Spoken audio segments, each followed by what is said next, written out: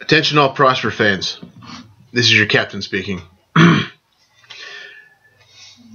It is with deep sadness that I report the loss of 3 individuals this past week. The first 2 were killed in a chopper crash in Afghanistan. Major Phyllis Pelkey and Master Sergeant Gregory Kuhse, Kuhse. I probably got that wrong. Both were serving in the United States Air Force when they were killed.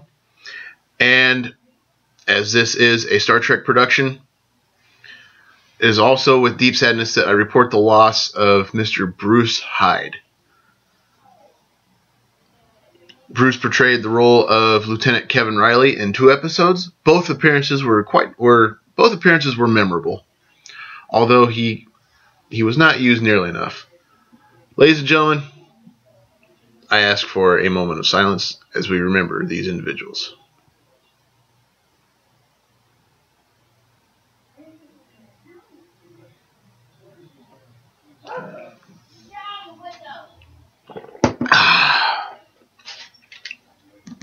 All right. Now we got the bad stuff out of the way. Let's get going with the good, shall we? Let's make it count. Captain's log. Stardate 151018. How has everybody been doing? This guy, pretty good. Had a good week. Had a good day yesterday. For anybody that has not seen, I attended Comic-Con on Okinawa. Second one I've been to. This one had a good venue. The venue for this one was pretty good. There is one thing I wish would have happened, and if this would have happened, Prosper fans, you would have known about it right away. The event coordinator was trying to get a hold of him, but plans fell through. If he'd have been able to do it, this guy would have had a chance to meet Jonathan Frakes. That's it. Commander Riker from The Next Generation. You know him well. He's famous. He's probably one of the most prolific faces in Star Trek. I heard that, and I honestly think my heart might have skipped a beat there for a second. I've got... excuse me. I have some pictures on my personal page, which I'm probably going to post up here in the next couple days on the Prosper page. Which reminds me, anybody that does cosplays, hit me up, send me pictures. I will add them into an album. Excuse me. Well, ladies and gentlemen, whenever I have a moment, I pre-replicate my beverages. This week, first beverage, Shiner Bock out of Shiner, Texas. 12 fluid ounces. I forget how much is in this one. I honestly do. I don't see it. Alright, well, I'll find that out. I'll post it up. Proper beverage opening device. Right into Deep Space Nine consumption device today. Ooh, look at that pour. Listen to it. It is good. It is a thing of beauty. Well, let's do it. Kapla! Alrighty. Good stuff. Let's start this one off right. Start off with the birthdays. Don't have very many this week. Only have 4. First one I met through our friend Josh Baker. First one is Jenn Henriksen. She is a Denver Broncos fan. Jen, my dear, how are you? I hope your birthday was a good one. Saw you're out modeling. Hey, look her up on Facebook. Jen H. Tattoo/promo model. Look her up. Give her some likes with that, or give her some love with that like button. Whew, excuse me. Fireball's hitting me already. But no, give her some likes on Facebook. And you know what? Cheers to you, my dear. Next up on the list. You've probably heard her name before. On Prosper. Maybe, maybe not. I think you have at least once. It's a good friend of mine here, Earth Station Okinawa. Although she's a Steelers fan. But hey, at least you're not a Patriots fan. Ashlee Fritz.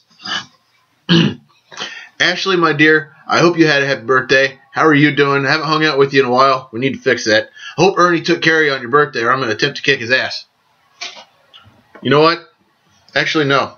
I'll do better than that. I'll just stun his ass. You know what, Ashlee, Ernie, to you too. Ashlee, happy birthday. I really hope Ernie took care of you. Next up on the list, guy I knew when I was living in England. A good teacher, mentor, friend, Chris Bro. Chris, my friend, how's it going? I haven't seen you active on Facebook in a while. I hope things are going well for you. Hope you're still living up in South Kakalaki. Is that where you're still at, or did you move? I don't know, man. Hey, hit me up. Let's enjoy one of these together. And the last birthday for the week. See, I told you there weren't very many. I knew this guy living in Germany. He's in Germany. He was living in Germany at the time. He's moved to Korea, and I think, I could be wrong, rumor has it, he's moving here. Vic Terrell. Vic, my friend, I hope your birthday was a good one. Hope things went well for you. Are you coming here? Are you moving back? Are you moving here again? Let me know. I would love to see you again. And hey, let's drink. All right. Told you I was going to be quick. Birthday greetings extended.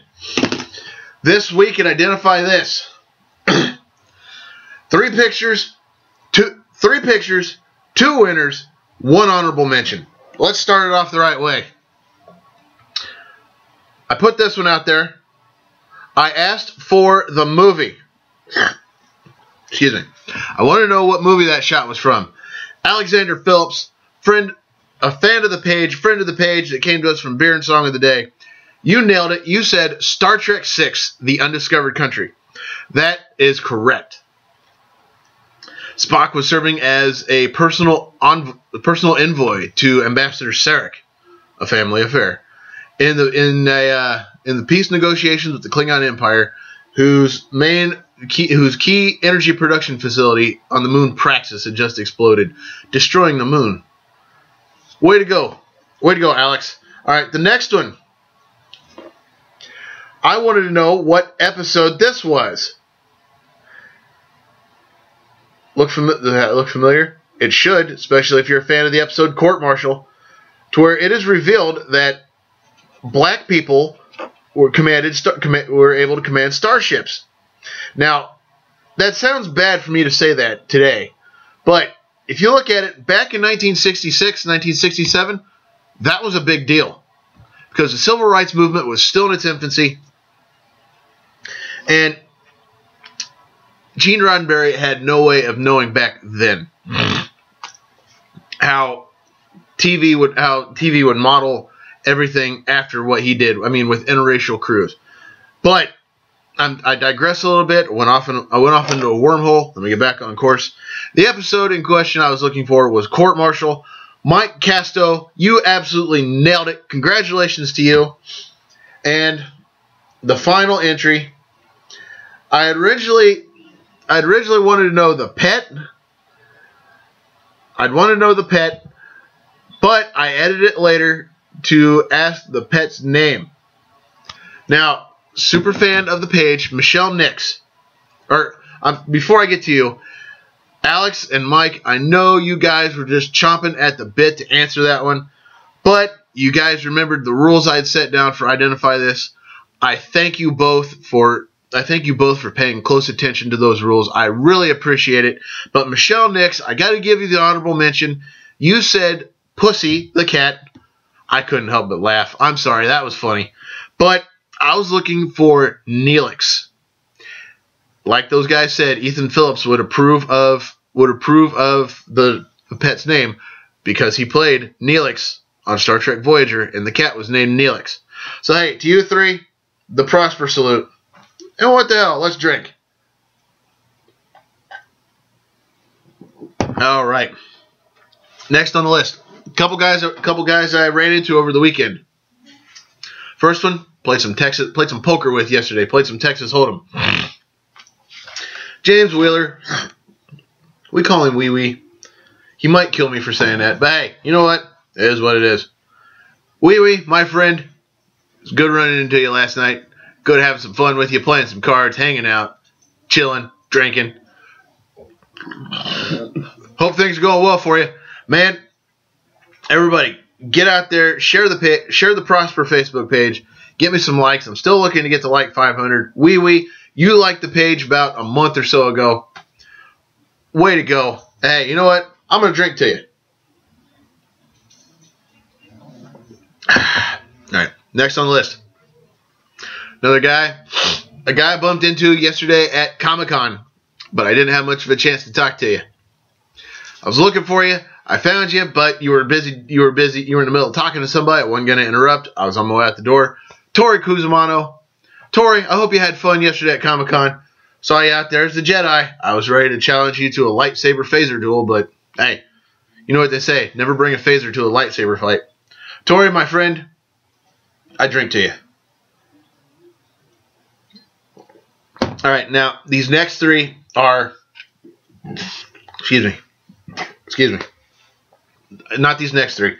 This next guy, every day, he's always sharing something from the Prosper Facebook page. He is always sharing the page, the Prosper Facebook page. If I had a Fan of the Week contest, he would get it. Willy Holt. Will, my friend, thank you so much for sharing everything. I expect you to share this in the next hour after it's uploaded, if you're still awake. But hey, Willy, to you, thank you so much for everything you do. I'm going to give you, one of these, the Prosper salute, and let's drink. All right. Couple more, almost there. Next on the list, New York Giants fan. I have yet to meet him in person, but I'm looking forward to meeting him on my upcoming business trip to Abilene, Yeehaw, Texas. Dennis Beach. Dennis, my friend, I am so looking forward to meeting you. You, me, Josh, and my mother. Epic. When we're in Texas. You know what I'm talking about. Let's just leave it at that for right now. Hey, you know what? I'm going to drink to you, my friend. Devoid of life, the brain cells, the average Babylon 5 fan. Time for a reload. Got something different this time. Looking at some Shock Top Belgian White. This is a good beer, 5.2% alcohol by volume. As always, the proper opening device.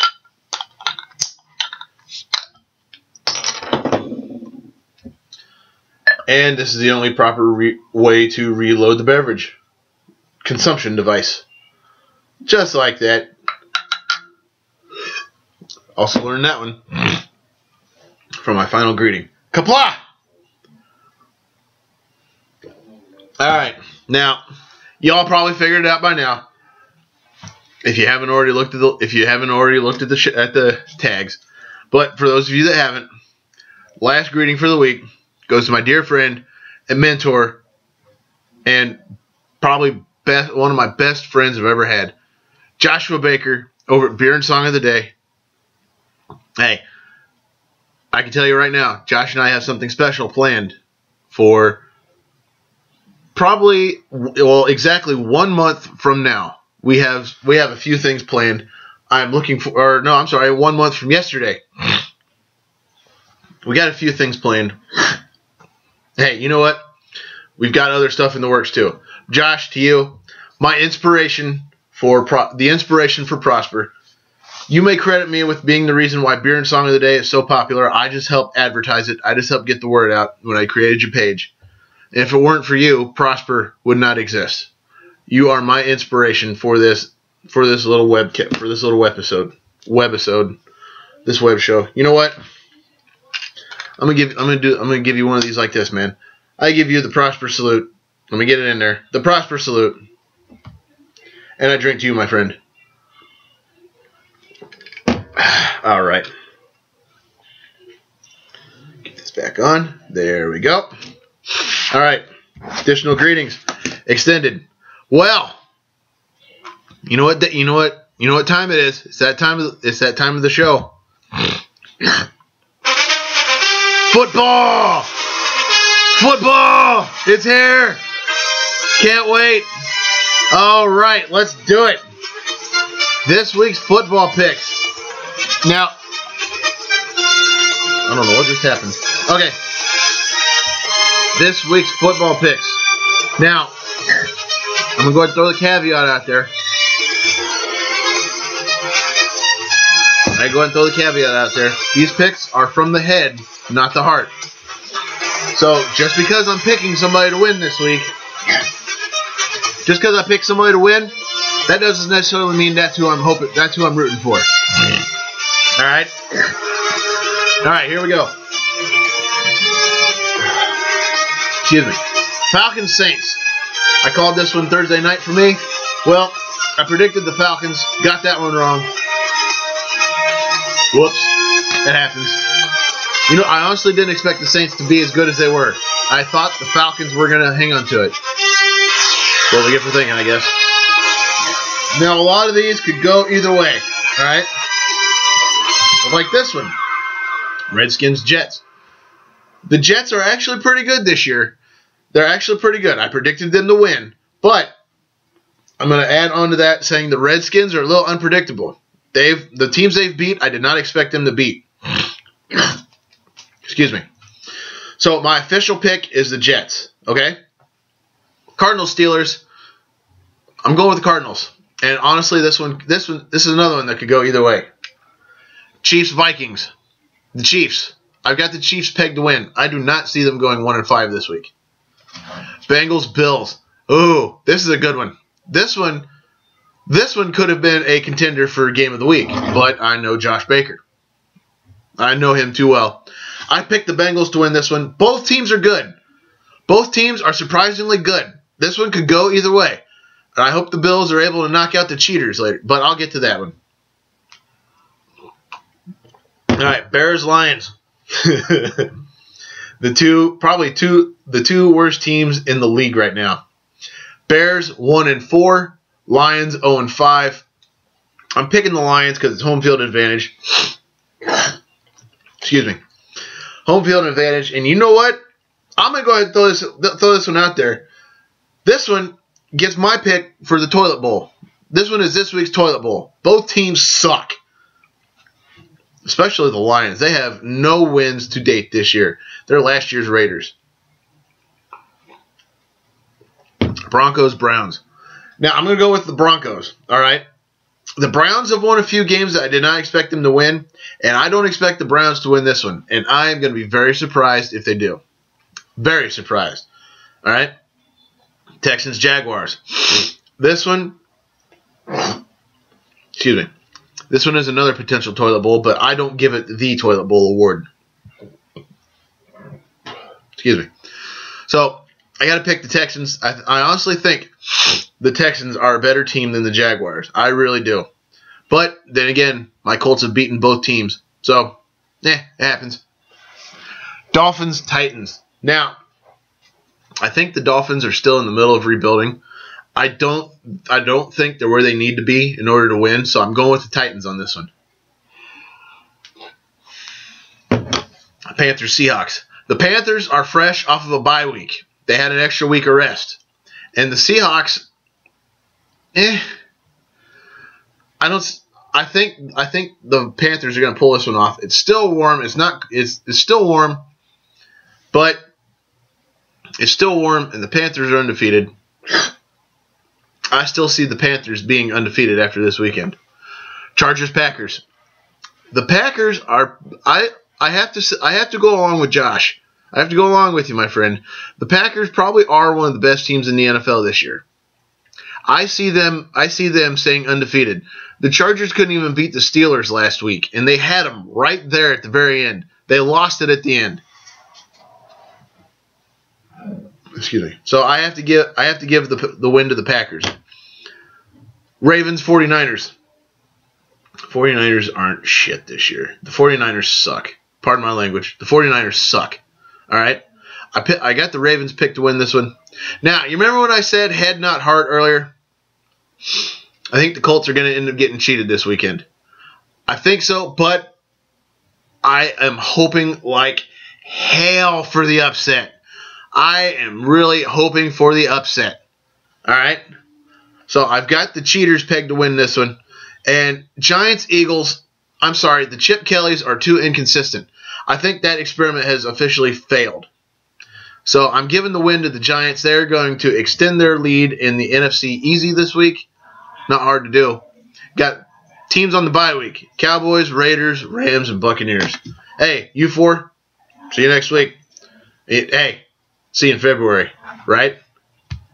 Okay, that is football for the week. All right, let me get into this week in Trek history. It's going to be very brief. We only had one thing happen this week in Trek history, believe it or not. October 12th, 1974. The Star Trek The Animated Series finale, The Counterclock Incident, aired. The last episode. That was the last episode of the animated series. The last episodic Star Trek to come out before a motion picture comes out. And also, the last pilot, the last finale not to be a feature-length finale until the Enterprise finale, These Are the Voyages, which is incidentally the last episode of Star Trek to date. Alright, so we got that, took care of that. Let's see, NFL picks done. This week in Trek history, done. Alright, now, this week's dip into the databanks, return to tomorrow. Oh, you know what that is, folks? That's a spoiler alert. The following parts of the show contain spoilers. Be warned now. This week's episode, as I said, return to tomorrow. The Enterprise has followed a signal, which has tripped their distress signal relays to a star system that no Earth ship has traveled to before.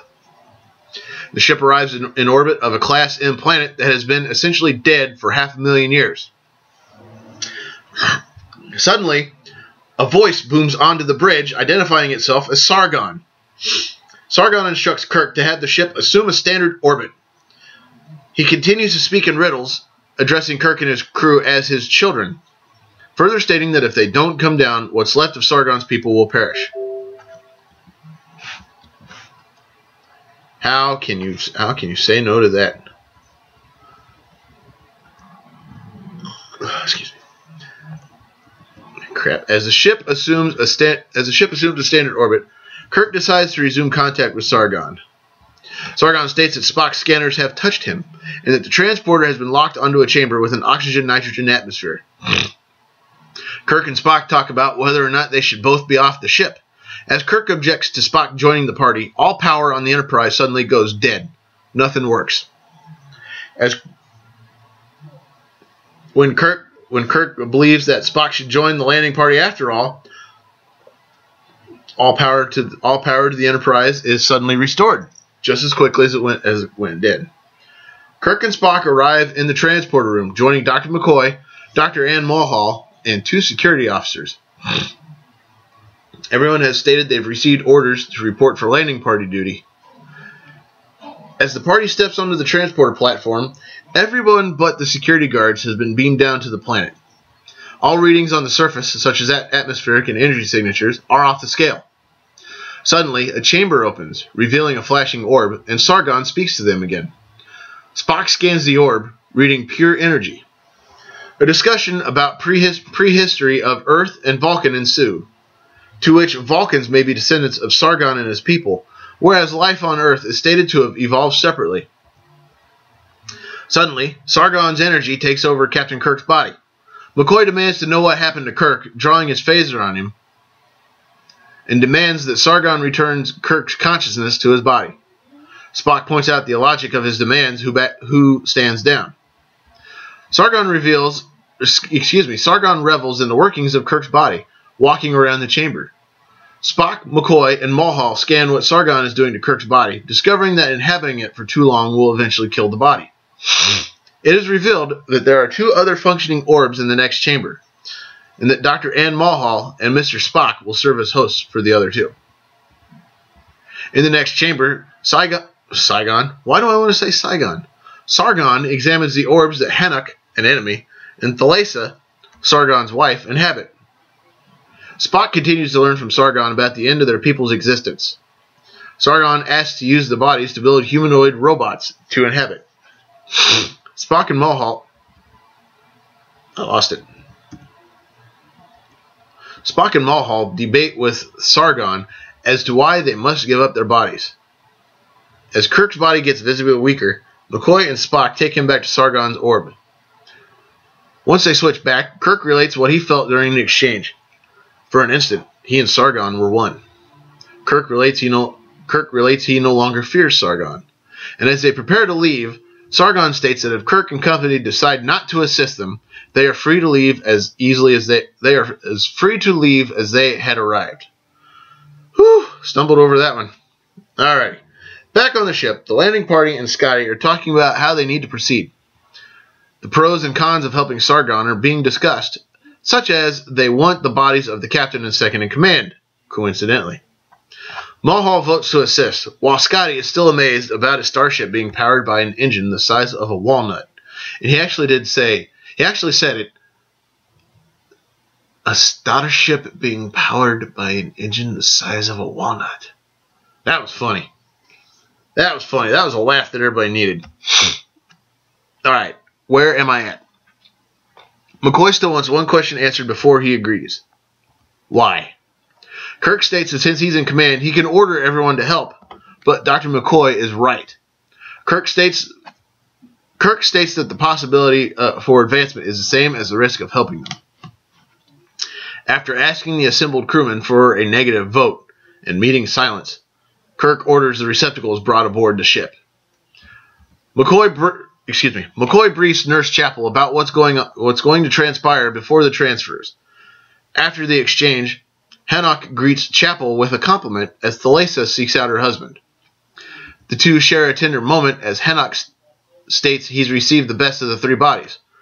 Suddenly, Thalassa passes out shortly before Kirk. Suddenly, Mulhall passes out shortly before Kirk. Hanoch states that Spock's metabolism is capable of handling the consciousness for several hours, and begins to prepare a stabilizing serum with Chapel's help. Hanoch hands Chapel 3 hyposprays, 2 of which have a formula that will stabilize them, and 1 that will kill them, which is marked for Sargon. Hanoch brainwashes Chapel via a Vulcan mind meld to help in killing Sargon. Construction on the android bodies has begun. Thalassa and Sargon discuss a romantic day between them as Hanoch walks in. They debate about which is better, having the ability to feel or survival of their minds. Kirk begins feeling faint and leaves the lab. As Chapel picks up a hypo, she forgets something she had to say. She slowly manages to get something out that sounds pre-rehearsed before leaving. Scotty brings Thalassa parts and states that the android design is flawed. Hanoch arrives and drives Scotty out of the lab. He begins coercing Thalassa about keeping the bodies they currently inhabit, causing her to begin hating the idea of the android bodies.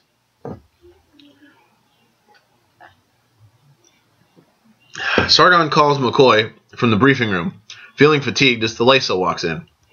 Sargon doesn't realize he's being poisoned. Thalassa and Sargon debate about keeping humanoid bodies as opposed to inhabiting android bodies. As they embrace, he collapses to the floor. McCoy scans him and orders an injection. After a moment, he declares Sargon's mind and Kirk's body dead. In sickbay, McCoy and 2 nurses put Kirk's body on life support. As Hanoch completes Thalassa's body, he tries to trick her into inhabiting it immediately, but she refuses and goes to sickbay. Thalassa talks to McCoy about saving Kirk using powers Sargon did not want them to use. She reveals that she and Hanoch intend to keep their current bodies. As McCoy and Thalassa debate about the morality of peddling flesh, she causes McCoy to have a seizure, but stops herself before killing him. Sargon states that he is pleased she stopped, and reveals that he has powers Hanoch doesn't know about. As Nurse Chapel walks in, Thalassa asks him to leave.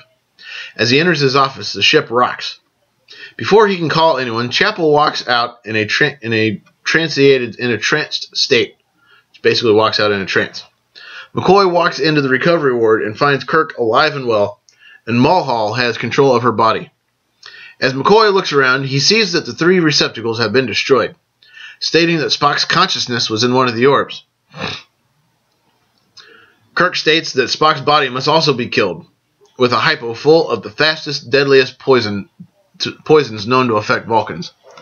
Suddenly, Henoch has made his way to the bridge and assumes command, with Chapel by his side. He orders McCoy injected with the hypo meant to kill Spock, but Chapel injects Spock's body instead. Henoch tries to flee from Spock's body into another, but is unsuccessful. Sargon states that he couldn't let Kirk's friend die, and suddenly, as Chapel collapses, Spock stands up. As it is revealed that Spock's consciousness was housed in Chapel, the hypo merely contained enough of a compound to knock Spock out, but it was believed that the hypo held a poison. As Sargon and Thalassa inhabit Kirk and Mulhall's body once more, they exchange a tender goodbye, and the Enterprise continues on its mission. I'll tell you, my synopsis really doesn't do that episode justice. Let's move behind the scenes. Writer John Duggan wrote the original script of this episode after he had read an article about highly sophisticated robots. In his original draft, Sargon and Thalassa continue their existence as spirits without bodies, floating around the universe. However, Gene Roddenberry, in typical Roddenberry form, did an uncredited rewrite on the script and changed the ending to the aliens fading out into oblivion. This led Duggan to use his pen name, John Kingsbridge, in the episode's credits. Dugan, who is a devout Catholic, stated, "That line totally went against my philosophy and cosmology. I didn't want to be associated with it. The oblivion idea is Roddenberry's philosophy and not mine. That might be a small thing, but I have a reputation and a philosophy, and everybody who knows me knows what I stand for. I certainly don't stand for oblivion in the afterlife." When you write a script, you don't expect to have your world view changed by a producer. The rest of Roddenberry's changes were trivial. The big thing was the change in the episode's philosophy. I get it. Dugan's original outline was approved by NBC program manager Stan Robertson on May 15, 1967, with the conditions that the highly cerebral points of the story would be eliminated and the complex nature of the plot would be materially simplified. Robertson also found Sargon's speculation about your own legends of an Adam and Eve were 2 of our travelers to be sacrilegious and offending to Christian viewers. Hence the line by Dr. Ann Mulhall stating that our beliefs and our studies indicate that life on our planet, Earth, evolved independently. Had to be inserted into the script. Interesting to note that the Twilight Zone episode... The Twilight Zone episode Probe 7, Over and Out, in which Adam and Eve are actually revealed to be space travelers, aired on CBS 4 years prior. Gotta do what you gotta do, I guess. The names of the Eret survivors have some cultural connections to Earth. In Greek mythology, Thalassa was a sea goddess. Some Assyrian and Mesopotamian kings were named Sargon, and in the Bible, Henoch appears several times, sometimes spelled Enoch or Hanoch, Hanoch, including as the father of Methuselah. The name of the planet itself, Eret, is never mentioned on the screen, such as Neural, the site of A Private Little War, is also unspoken. Joe Pivney was originally slated to direct this episode. However, he quit the series after the immunity syndrome, citing the lack of discipline from the actors after Gene Coon left the series. The preview of this episode features a different take on the scene just before Thalassa zaps McCoy. In the preview, Muldar says, "I could destroy you with one thought." In the completed episode, she says, "I could destroy you with a single thought." Same thing. This episode is the latest in any season to feature a completely new score. This one by George Dunning. Dunning? D-U-N-I-N-G. I'm going with Dunning. Parts of the new score would be heard for the rest of the season, including the menacing Henoch cues and patterns of force in the Omega Glory. However, most of this score, notably the love themes, would never be reused in another episode. This sets it apart from other scores, such as those from Who Mourns for Adonius and Elon of Troyes, whose themes would be reused extensively. Still photos of a smiling Spock leaned against a doorway and a non-canonical image of Bill Blackburn dressed as the android were used in the end credits of The Immunity Syndrome. That episode was produced before this one, but did not air until January 19th, 1968. Blackburn talked about his experiences filming this episode.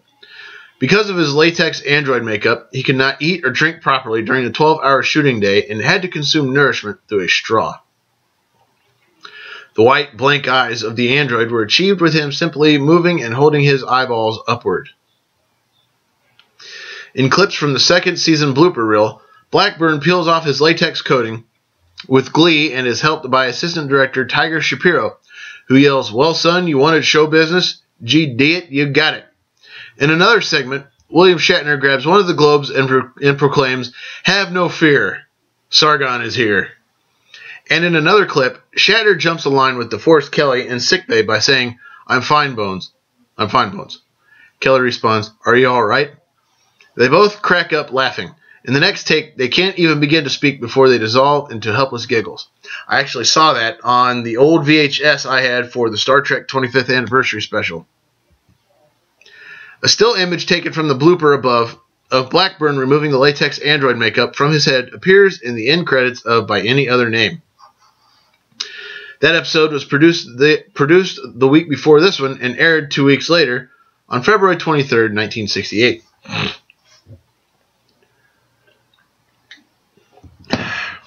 This episode marks George Takei's return to the series after an absence of some months while filming The Green Berets. His last appearance was I'm Mud, which was 10 episodes earlier in production order. Dr. Ann Mulhall was portrayed by Diana Muldaur, who later portrayed the roles of Miranda Jones in the original series episode Is There in Truth No Beauty, and Dr. Catherine Pulaski in the second season of Star Trek The Next Generation. The voice of Sargon was performed by none other than the late, great James Doohan. Excuse me. Billy Blackburn plays the android that is meant for Sargon's wife. It is unclear how Sargon's species might have inspired the Adam and Eve story on Earth, especially since they ended their galactic colonization before their civil war. Their colonizing period, which had occurred 600,000 years ago, is the earliest estimate for the appearance of Homo heidelbergensis. Heidelbergensis. Okay. An early ancestor humans share with the Neanderthals. I felt like a Neanderthal trying to get that word out. This is the second time a reference is made in Star Trek about the Apollo moon program, after tomorrow is yesterday. Filmed more than a year and a half before the first lunar landing, Kirk rhetorically asked McCoy in this episode, "Do you wish the first Apollo mission hadn't reached the moon?" The first manned Apollo mission, Apollo 1, was intended to be a test flight of the command and service module in Earth orbit only, but it never flew since a tragic fire claimed the lives of the 3 astronauts. This happened on January 27, 1967, months before the script was submitted to the production team and a full year before this episode aired. The first Apollo mission in which astronauts orbited and technically reached the moon was Apollo 8 in December 1968, 10 months after this episode aired. However, the Apollo 11 astronauts were the first to reach the moon by landing on it on July 20th, 1969, after Star Trek was canceled. Kirk's next comments about going on to Mars and then to the nearest star seem to suggest that he is referring to the Apollo 11 lunar mission. One of the fiberglass globes was reused as part of the Romulan cloaking device in the Enterprise incident and for M4 in Requiem for Methuselah. The stand for one of the globes was later turned upside down and used as a piece of technology on Mr. Atos's desk in All Our Yesterdays. This episode features colorful backlights on the Enterprise sets, mostly green and purple, which were not used since the early episodes of the first season. This episode and its writer John T. Duggan earned a Writers Guild of America Award nomination in the category Best Written Dramatic Episode in 1968. And finally, director Ralph Sininsky nicknamed this episode The Huge Ping Pong Balls. Sininsky also described this episode as about which the less said the better. I'm not going to go that bad with this episode, but at the same time, it wasn't one of their best. It was a fun ride. That's probably the best way to put it. It's a fun ride. You know what? Let's drink. Let's put this baby to bed. Devoid of life, the brain cells, the average Babylon 5 fan. Ladies and gentlemen, I want to take an opportunity to thank you for allowing me to come into your homes on your smartphones, your computers. However you watch Prosper, however you follow me, I wish to thank you for taking your time to do so. I know your time is very precious, and I appreciate every moment of it. But it is time for me to make like the Enterprise and warp out. Everybody take care. Have an awesome night or day. Don't do anything I wouldn't do, and if you do, name it after me. Don't drink and drive because you might spill your drink. More importantly, you might kill yourself or somebody else, and drinking and driving is dumber than being a Babylon 5 fan. And what's worse than that is rooting for cheating bastards like Tom. Giselle won't let me go to the Pro Bowl, and I've got my best years behind me, and the tuck rule was the biggest mistake for Oakland, who never reclaimed from it.